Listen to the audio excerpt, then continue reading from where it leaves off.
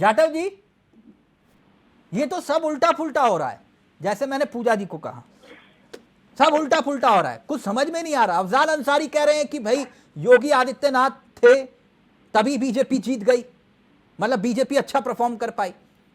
और दूसरी तरफ राहुल कह रहे हैं कि अगर प्रियंका गांधी लड़ी होती वाराणसी तो नतीजा कुछ और होता। और सबसे बड़ी बात, जिन भागवत जी के बयान को लेकर अक्सर कांग्रेस बाहें चढ़ाया करती थी, पूजा जी और भूदेव शर्मा, अब वही भागवत जी के बोल इनको बहुत पसंद आ रहे हैं। कह रहे हैं कि वाह भागवत जी, क्या टाइमिंग है, क्या जबरदस्त बोला आपने मोदी जी को लेकर। ये चल क्या रहा है? 360 डिग्री में सियासत घूम रही है जाटव जी, नहीं?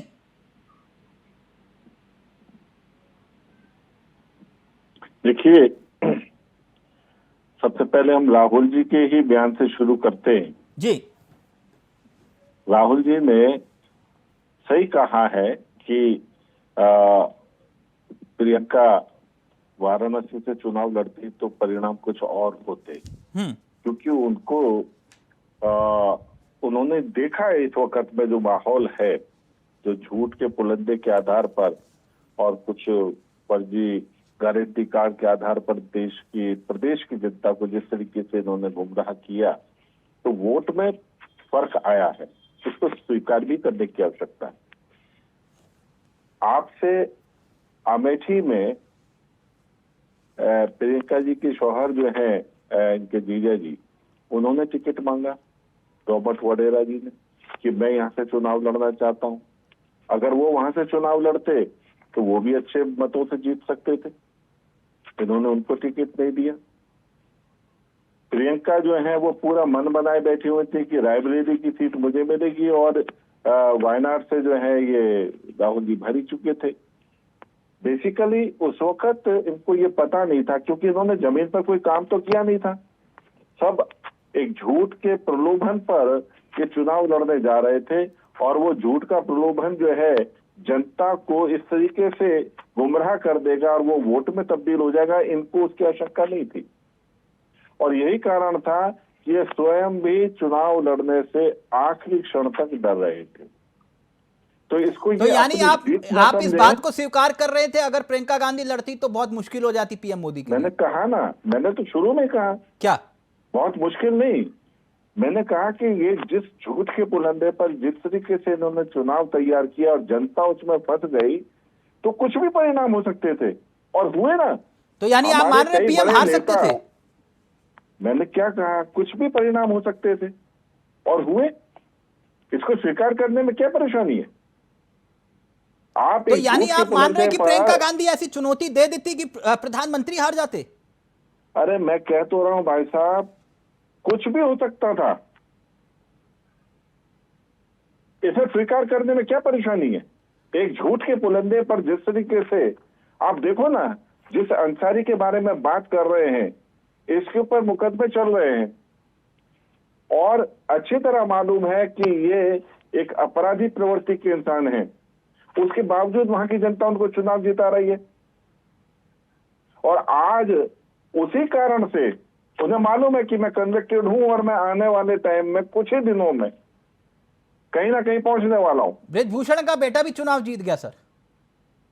वो इस प्रकार के अपराध में लिप्त नहीं है। अच्छा, हाँ, बताओ ना कहां पर लिप्त है? और टैनी चुनाव हार गए। नहीं तो वो टैनी के कौन से अपराध में लिप्त है? हाँ, बताओ ना।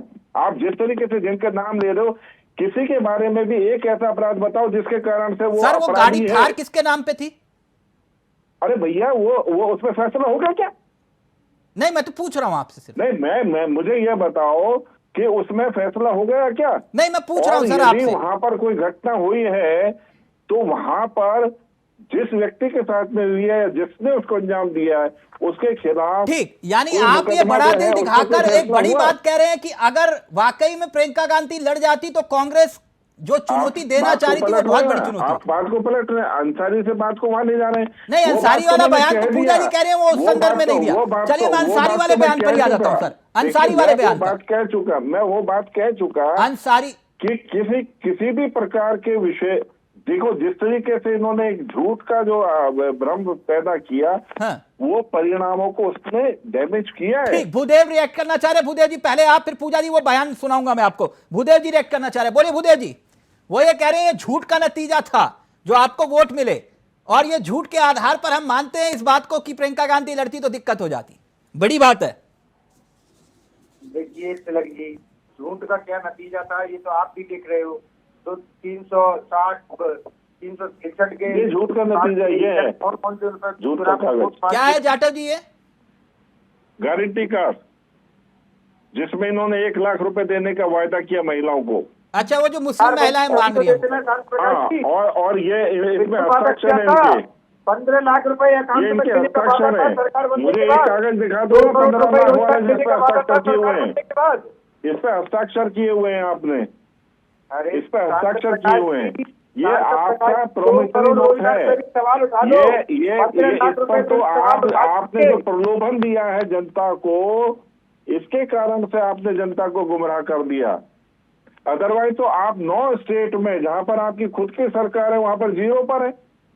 हिमाचल प्रदेश में आपका खाता नहीं खुला, आंध्र प्रदेश में आपका खाता नहीं खुला, मध्य प्रदेश में आप 0 पर हैं। आप ये 99, 101 सीटें लेकर के अपने आप को जीता घोषित कर रहे हैं। सुन लीजिए, अरे कम से कम आप ये तो देखो। अरे भूपेंद्र जी, मैं भूदेव जी सारी बात सुन रहा हूँ आपकी, कोई बात नहीं, सुनूंगा आपकी बात भी सुनूंगा। सुन लीजिए, तब बोलना जब मैं सुनने की पोजीशन में हूँ। अभी मैं बोल रहा हूँ, मैं सुन नहीं पा रहा। अरे आपका सुन और रहे मेरे थे ख्याल ना, में जनता नहीं सुन पा रही। मगर कम से कम इस चीज को आप, जवाब देने कम से कम आपको गुरूर है तो इस चीज पर गुरूर करो। आपने कोई काम किया क्या? थोड़ा सा आपका झूठ।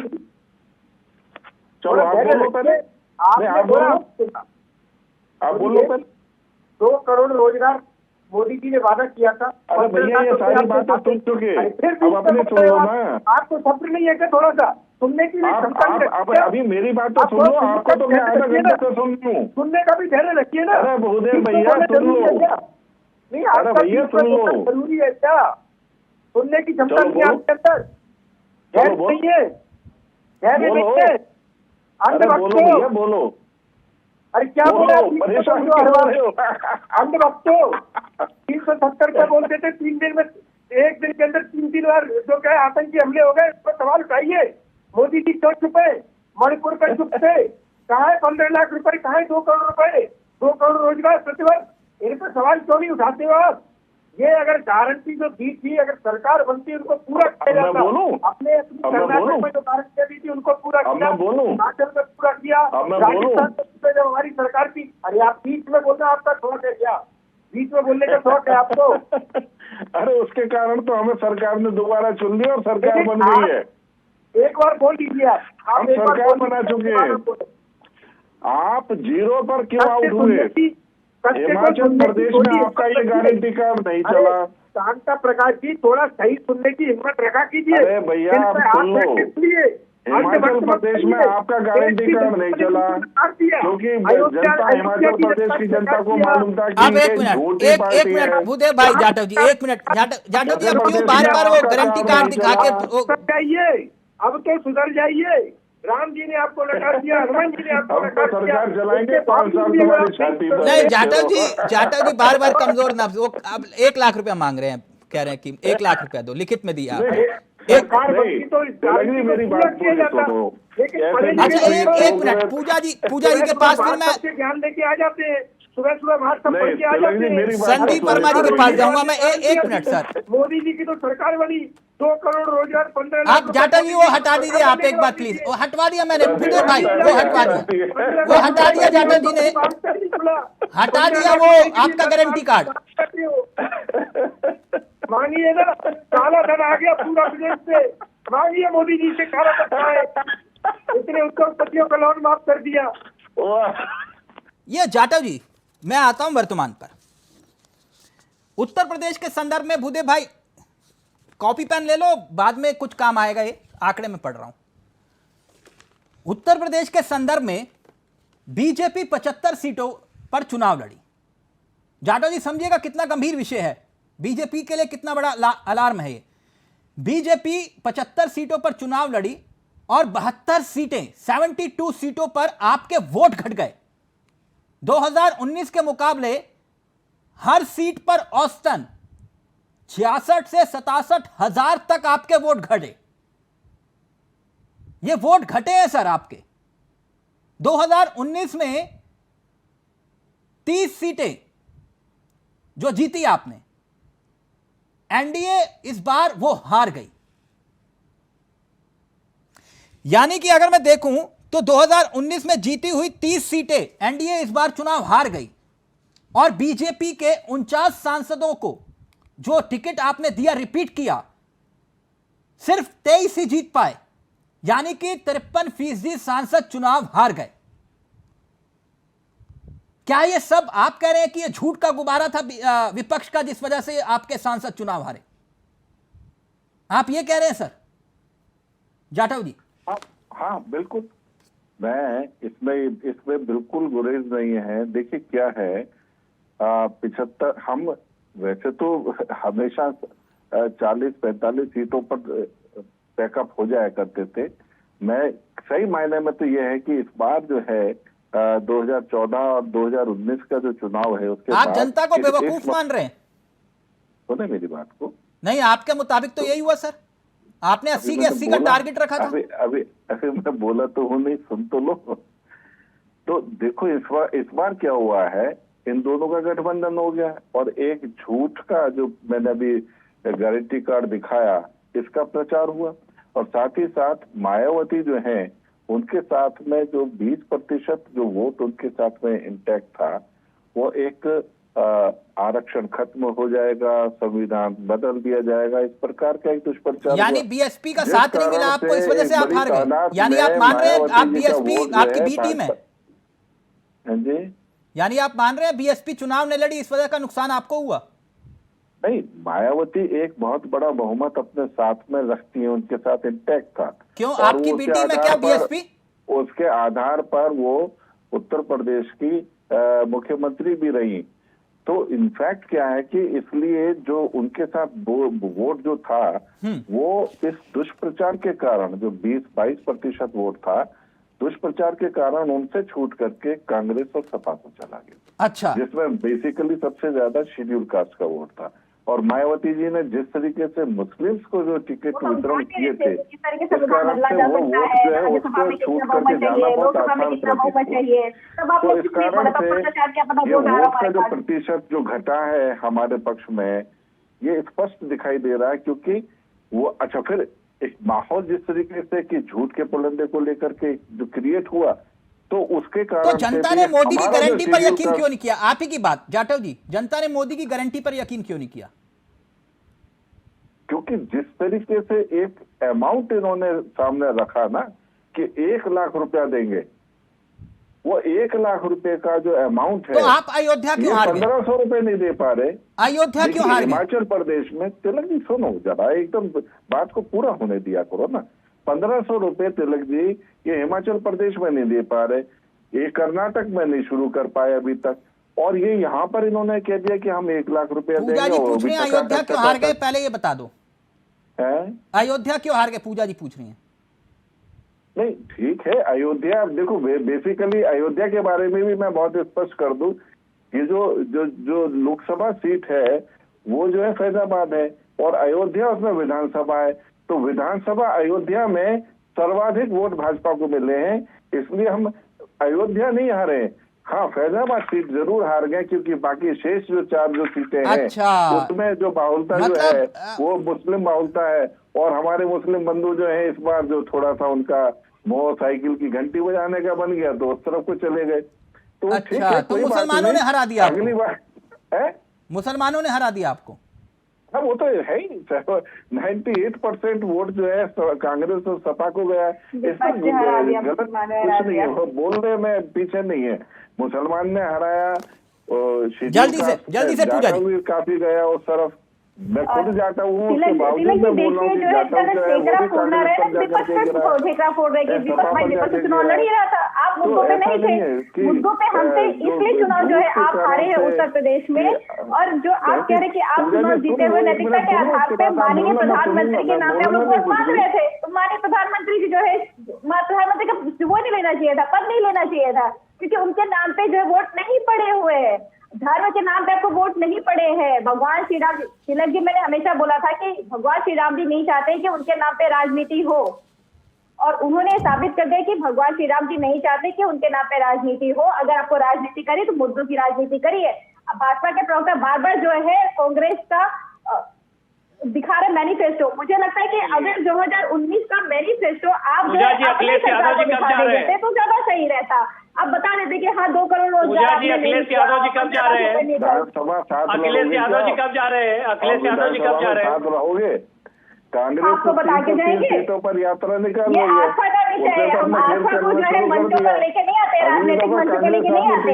नहीं, एक मिनट, मैं एक बात चलते चलते जाटव जी आपसे जानना चाह रहा था। 2024 के इन यूपी के चुनावी नतीजों को मैं देखूं और समझूं तो बीजेपी को इस बार 33 सीटें मिली, राइट, उत्तर प्रदेश में, यानी कि 29 सीटों का आपको नुकसान हुआ, और आपका वोट शेयर जो 41-42% के आसपास दिखाई दे रहा है, उसमें 9% की गिरावट हुई है, 9% की। अपना दल जो आपकी सहयोगी दल है, 1 सीट चुनाव जीते और 1 हार गए, वोट शेयर उनका भी घटा। इसके बाद समाजवादी पार्टी जो 37 सीटें जीत कर आई, जिसने इतिहास रचा उत्तर प्रदेश में मुलायम सिंह यादव के बिना, 32 सीटों का फायदा हुआ 2019 के मुकाबले, 32 सीटों का, और वोट शेयर बढ़ा समाजवादी पार्टी का करीब 16%। 16%। कांग्रेस का, क्योंकि 6 सीटें हो गई साहब कांग्रेस की, 5 सीटों का फायदा हुआ, और वोट फीसदी करीब 10% के आसपास पहुंचा, यानी कि बढ़ा लगभग 3% के आसपास। क्या अब भी ये आपके लिए खतरे की घंटी नहीं है जाटव जी? बिल्कुल, हाँ, देखिए ये जो परिणाम आए हैं, ये किसी भी सूरत में मैं समझता हूँ कि सावधान होने की भी आवश्यकता है, इस पर काम करने की जरूरत है।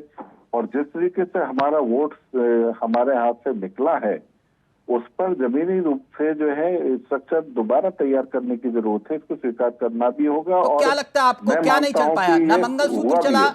ना हिंदू चला, ना मुसलमान चला, क्या नहीं चला सर? ना मछली चला, ना मटन चला?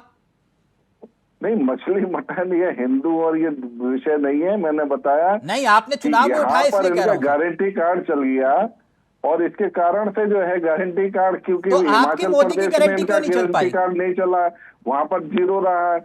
मध्य प्रदेश में इनका गारंटी कार्ड नहीं चला क्योंकि वहां पे सरकार थी। मोदी की गारंटी क्यों नहीं चल पाई? कांग्रेस की सरकार थी, उनको मालूम था कि जो है ना यहाँ पर कुछ नहीं करा, वहां पर इनका गारंटी कार्ड नहीं चला। मगर उत्तर प्रदेश में इन दोनों का जो गठबंधन होकर के चुनाव लड़ा, वहां पर इनका ये झूठा गारंटी कार्ड जो है वो चला। यानी आप कह रहे हो कि मोदी जी की गारंटी नहीं चल पाई, इनकी गारंटी चल गई। देखिए, ये जो 1 लाख रुपए का जो झूठा जो आश्वासन जो जनता को दिया इन्होंने, हाँ, उसके कारण से एक परेशानी आई, और जनता जो है भोली भाली होती है। हाँ, ये बात आपने सही कही। देखिए, वो जो आपने कहा ना, जो समझाना चाह रहे हो, बाप बड़ा ना भैया सबसे बड़ा रुपया, केवल यही। Thank you. ये नकद नारायण जो है ना सर, ये थोड़ा वोट पर, ये नकद नारायण जो है वो भूदेव भाई वो सही कह रहे हैं, बाप बड़ा ना भैया सबसे बड़ा रुपया है। नकद नारायण जो है वो सारे समीकरण बिगाड़ देता है, नकद नारायण।